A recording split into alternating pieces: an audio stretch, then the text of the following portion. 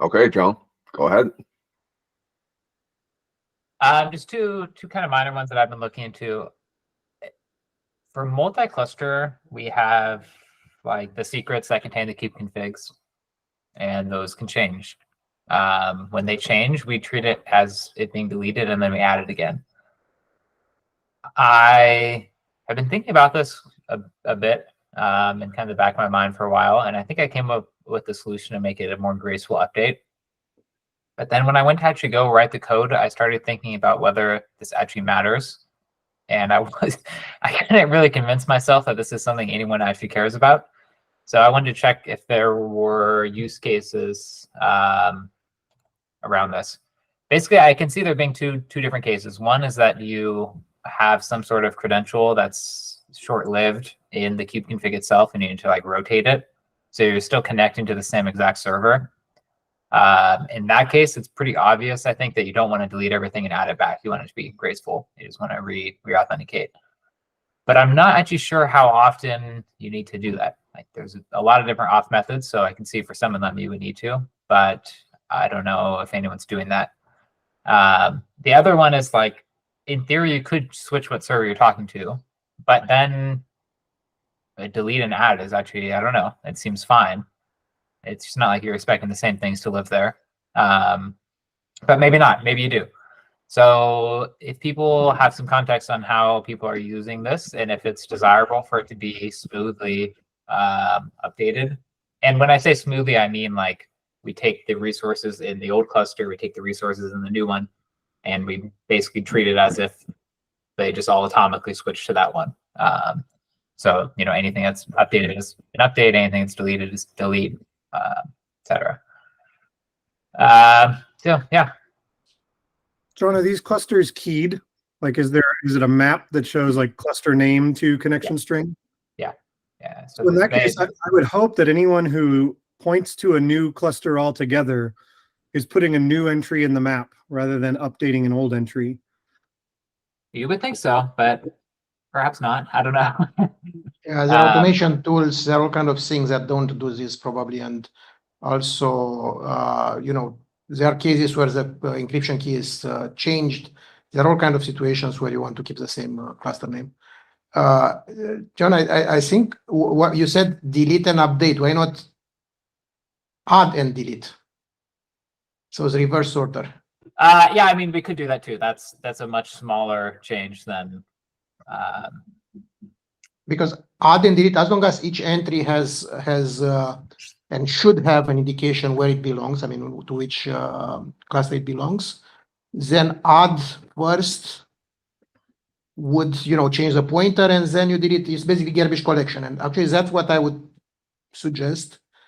Well, first of all, adding some TTL to the entries and do more of a garbage collection than of a delete. So never delete, just garbage collect if it's stale. Yes, that sounds too simple. Simple is better. Always simple is better, John. Yeah, that might work. I can't. That's how DNS works, by the way. I mean, that's how a lot of things have worked for 20 years. Simple.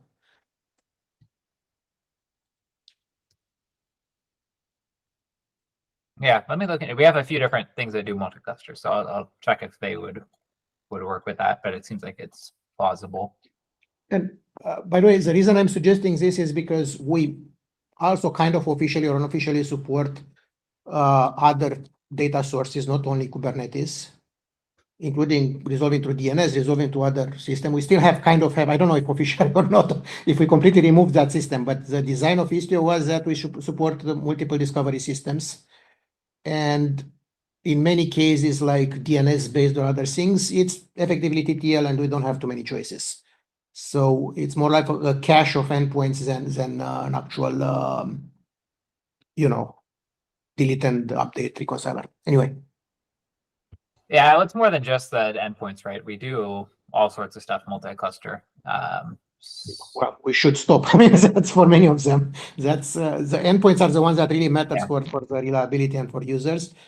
The other things are debatable, especially with ambient and I mean secrets and what else. I mean, workload entries are endpoints. I don't know if it's. We should probably review how many are stable, how many are experimental, and kind of.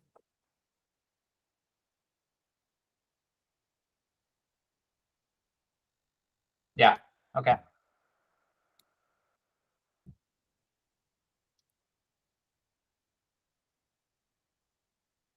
Any other comments on this? Mike, you asked if there's an issue. There might be. I forget. If not, I'll probably create one and I'll send it to you. Well, thanks. Appreciate it.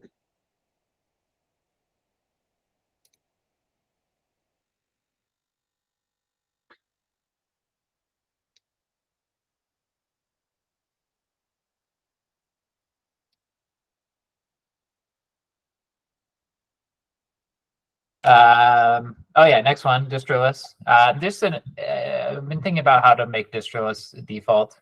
And there's kind of two ways I thought about doing it. If anyone has opinions on which one's less, I tried a Twitter poll of it to get some feedback. So far, I've got, I think, 4 votes, so it's not as useful as I'd hoped, but maybe more will vote soon. Basically, we can change our installer to always use the distro list tag, or we can change the unspecified tag to now point to distro list. So it's whether we switch the pointer at the installer or in the actual registry. I'm conflicted on which one is less disruptive for users. So if anyone has opinions there, I'm not necessarily proposing we switch distro list default now or soon, but at some point, I assume we're going to in the next 0 to 5 years. So at some point, we need to make this decision. So which one creates less work for us over time, says Ben. I mean, both are pretty easy. It's more a matter of if we switch the tag in the registry, then the default for all users, they just get the nice one without the distro list suffix, and it's probably cleaner and nicer for users. Whereas if we do the other approach, then we permanently have this distro list suffix after the version. And maybe you have some software that tries to look at the tag to get the version, or maybe you just think it's ugly to see distro lists everywhere. I don't know. But then on the other hand, if you want to opt out of the change, now you're getting the debug tag, and then you permanently have that. So it's kind of everyone loses. I mean, not everyone loses, but someone has to lose, right? It's either the distro list users or the debug users. I mean, does this matter to anybody except people that are like trying to exec into our containers that we're building? Like, so for why they would not want distro lists, that's the main thing. It's not just exec though. There's also like you can have pre-stop hooks and whatnot. Now I think those are pretty invalid, but I've gotten into a lot of almost arguments with people about pre-stop hooks where I keep telling them that they don't need it because it's built into Istio, and they keep saying I want to do it anyways, and I must sleep for 30 seconds in a pre-stop hook. And I don't know, maybe I'm totally wrong, but I don't think there's many valid cases, is my point. And ephemeral containers make the exec ones go away. For the most part, they're actually more powerful than exec because you can escalate privileges in the ephemeral container. So you can do like TCP dump and whatever. But there's definitely going to be people that are like, I don't want this distro stuff for whatever reasons. So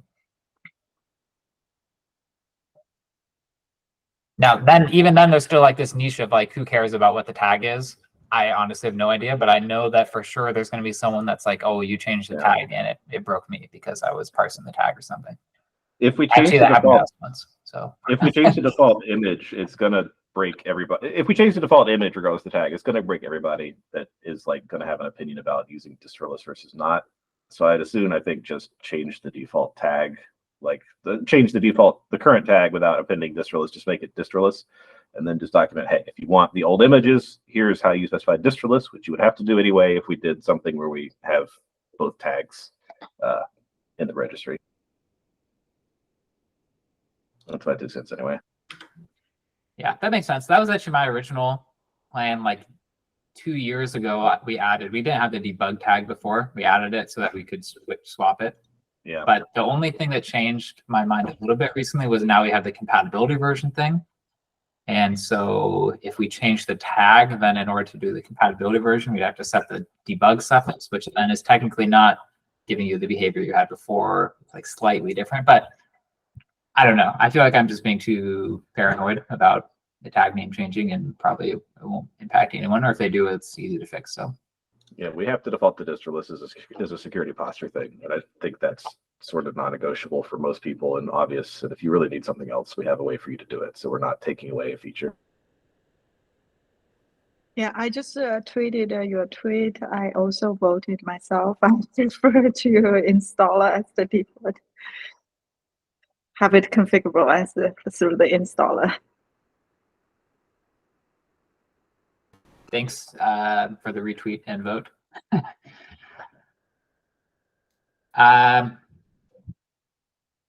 Cotton, I'm not sure what you mean by stable as proxyless. Oh, you mean distroless?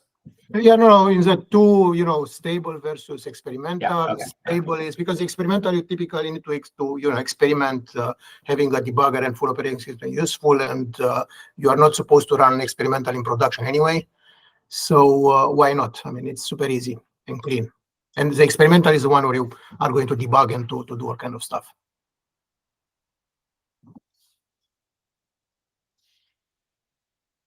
By the way, I keep hearing that distroless is important for security posture and all the other stuff.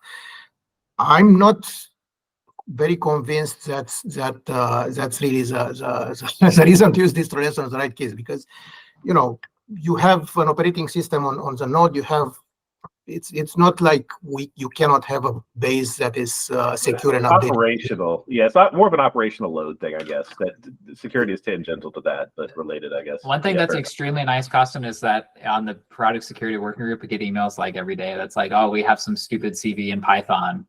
Why haven't you patched this? And true, but there are solutions. I mean, there are services, to automatically build, daily, or there are many ways to do it. And I'm not disagreeing. It's more convenient for you, but you still need to build the other one. So it's not like you're getting away from it.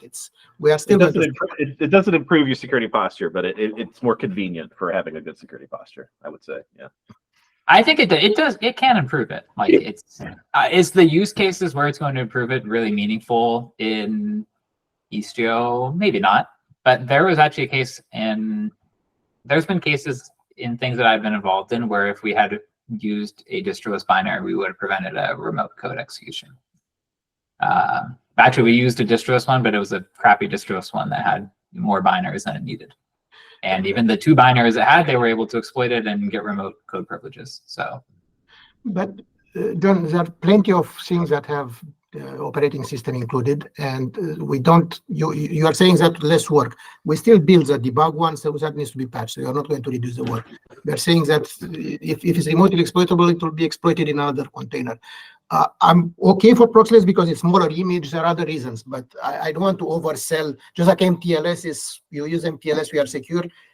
Same thing with distroless. It's a bit more nuanced, but anyway.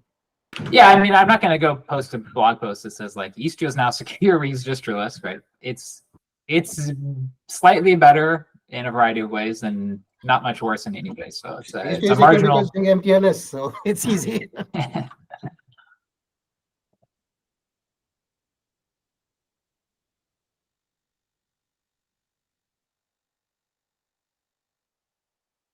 All right.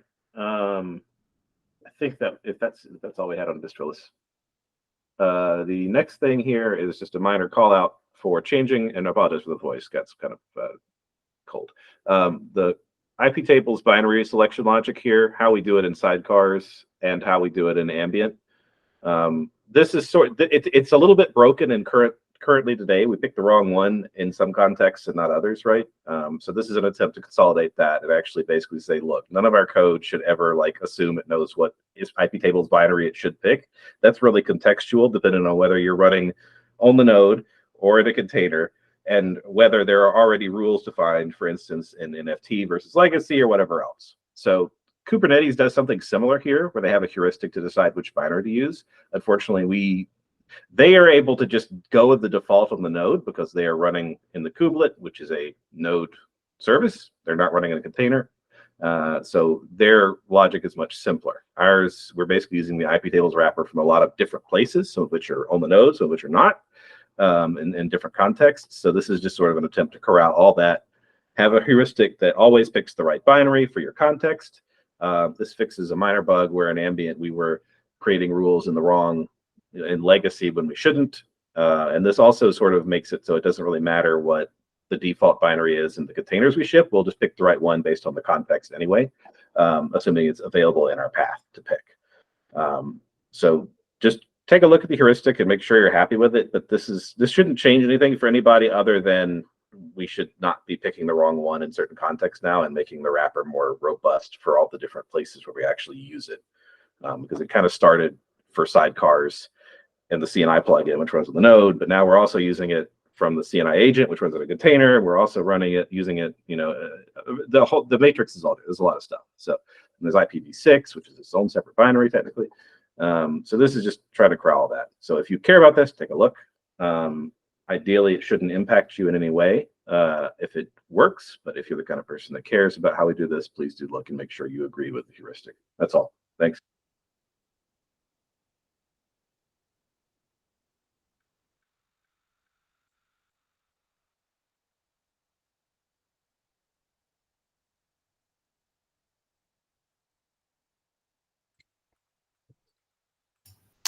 All right, thank you, Ben.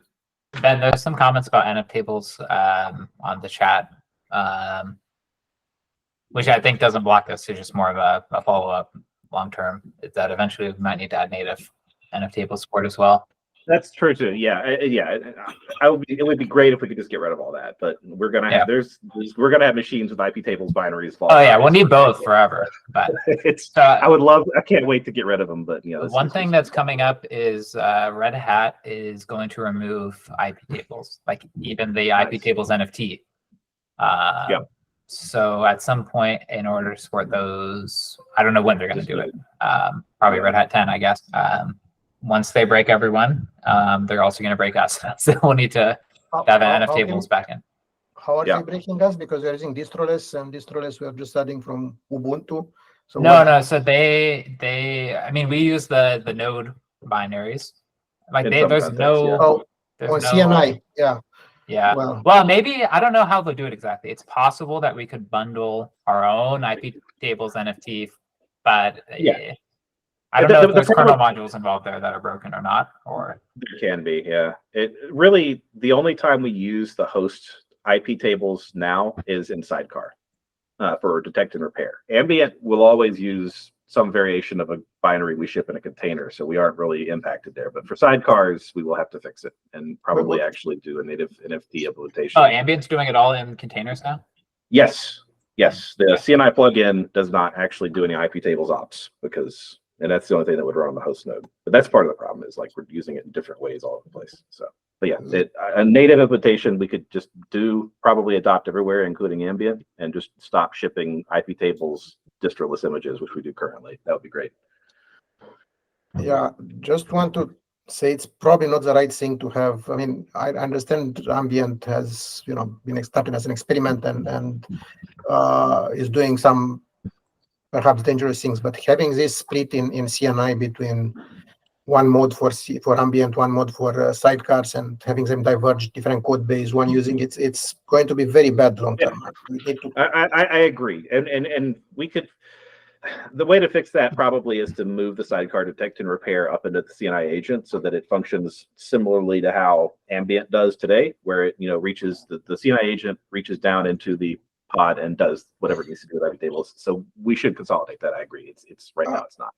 My concern is that we are trying to look at technical solutions to kind of keep the existing status with but we also have what we discussed earlier was a stable versus experimental, and in CNI that's kind of a hidden API with all the annotations, all the hidden behaviors, all the other stuff.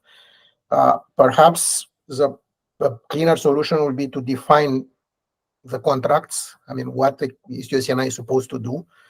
And we discussed this in the past because we should be able to use any CNIs that respect a particular contract, defines a stable contract, keeps the old Istio legacy as it is, but and have the contract with a clean implementation. That's my personal preference.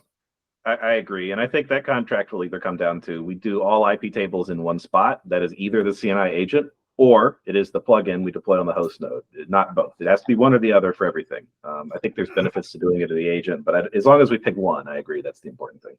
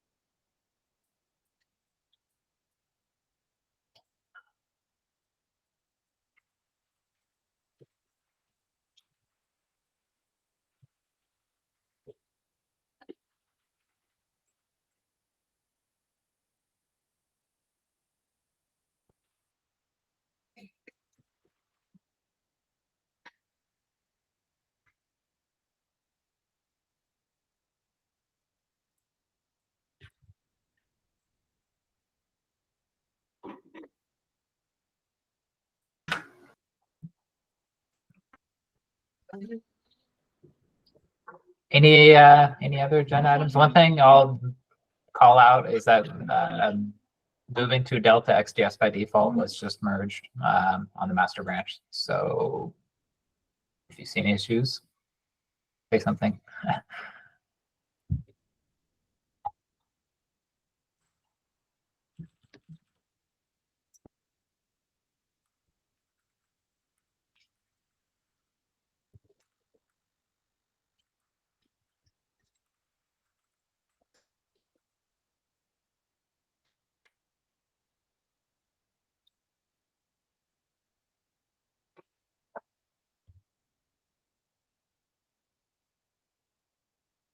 All right, folks, is that everything?